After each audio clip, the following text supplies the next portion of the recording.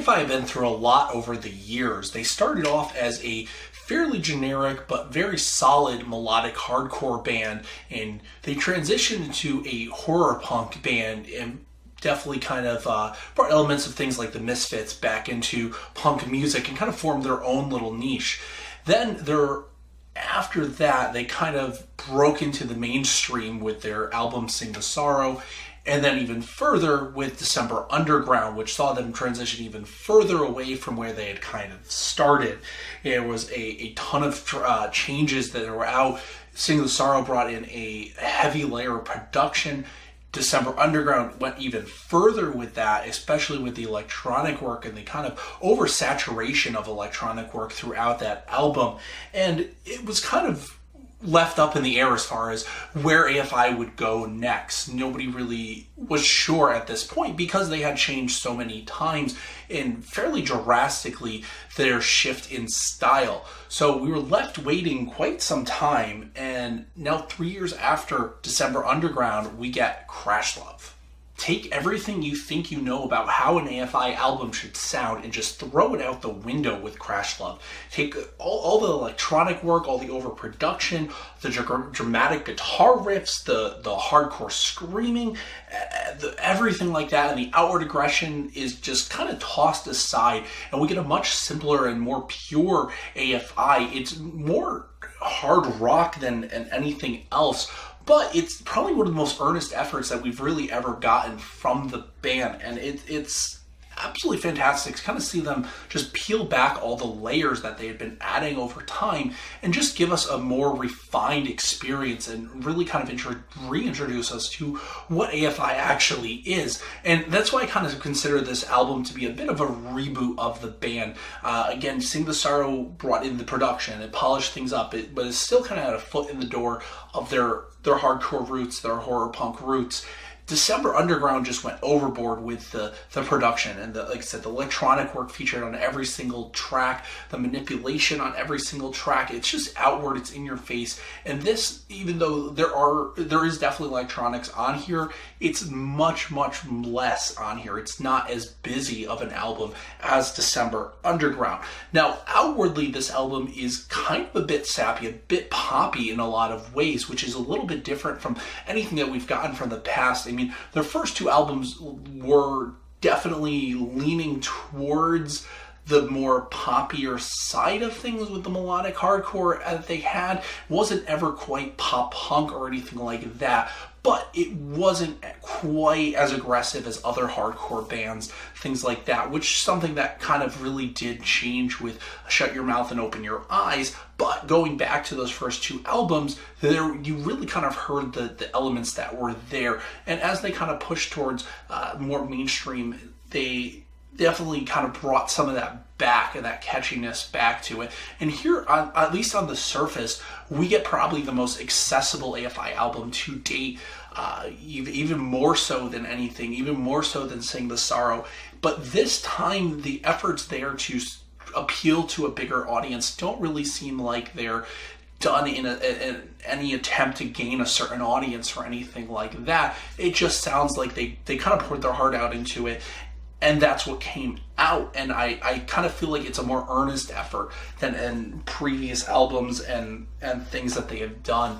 Now, musically, this album is kind of a bit of a throwback to the early to late 80s kind of post-punk era with bands like the Smiths or the Cure, for instance. There's a lot of that you can really hear on this here. There's more chanting choruses, there's slower bass lines, for instance, not quite as big or bold or brash as they had been in the past. It's a lot more subdued, at least in terms of the music, but a lot of that is on the surface, which is something I'll kind of get to in a little bit. Now, one of the things that's best about this album that I think is a drastic improvement over December Underground, over Sing the Sorrow, over anything that they've done previously, is Davey Havok's vocals on here just are absolutely fantastic throughout this entire album. He really stepped up for this album, and it really shows with his harmonies and things he never really gets into growling or screaming on here, which is also something I understand some fans may miss from that who were attracted to that. But like I said in the December Underground, those are the best moments for Davey Havok when he's in his kind of clean range, especially at this point in his life. He's doing such a good job with that those are the stronger elements. So I don't really miss the fact that there aren't really any screams on this album, or growling, or anything like that. I mean, there's brief moments of harshness, but never anything that we've kind of come to expect from here. While the bass lines, like I mentioned, are kind of a bit slower, they are still energetic. They are definitely still there, and they are still felt, but they're more moody, I guess. They definitely kind of create a bit of an atmosphere, which is something throughout this album, again, musically, is that there really is a lot of atmosphere and mood set on this album with these tracks, even right from the get-go. And that's something I've kind of really enjoyed about it. Now, listening to this album, one of the things I think a lot of people dismiss it for, and a lot of people don't really kind of give it enough of a chance for, is that on the surface, it sounds poppy. It sounds like a love album. I mean, you get that by the title, Crash Love, for instance. But that's not all there is to this album. And even I dismissed it when I first listened to it because it wasn't quite as aggressive as I've been used to from AFI. And I was looking for something a little bit different. But that's what I kind of want to talk about, because I think that's really just on the surface. That's when you first listen to this album, if you don't actually listen to the album, you're going to get that impression. And I understand that, but I think it's not really fair to just dismiss this album because of that. You really kind of need to delve deeper into this album. Lyrically is where this album really kind of shows itself, where its true nature is kind of revealed. While you may dismiss it as being something poppy and kind of just lovey and too much of that, it's really kind of dark and depressing when you actually listen to some of the lyrics and what the stories that these songs are telling. And honestly, I feel like these lyrics are some of the strongest that they've ever done, especially since back to Art of Drowning, which is my favorite album by them because I liked its poetic nature and its kind of dark and depressing nature of things. And not to say that Sing the Sorrow or December Underground didn't have that. I just felt like they weren't as strongly done as they could have been, especially from Art of Drowning. And going back to Crash Love, definitely when you actually listen to these lyrics and the songs, I mean, it's kind of like a Shakespearean tragedy come to life, or come set to music, I guess. And it really just shows that they are very, very strong with their lyrics. Davey Havok can really, really write a song, and he can sing it as well, because it's not just the words, it's the way he conveys the emotion of these words that he's saying. I mean, the song, for instance, Beautiful Thieves, is just a great example of this, because it just tells the tale of two doomed lovers, and they're just basically going against the establishment and kind of robbing them. And there's a lot of different ways to kind of interpret it. I mean, that's how I interpret it, but I think it leaves a lot to interpretation for a lot of people. And that's why I kind of say you kind of really got to listen to the album without just dismissing. You really got to go into it with an open mind, because there are songs like that where it is open to interpretation. Its meaning is much deeper than you actually really kind of get on the first listen to it, at least.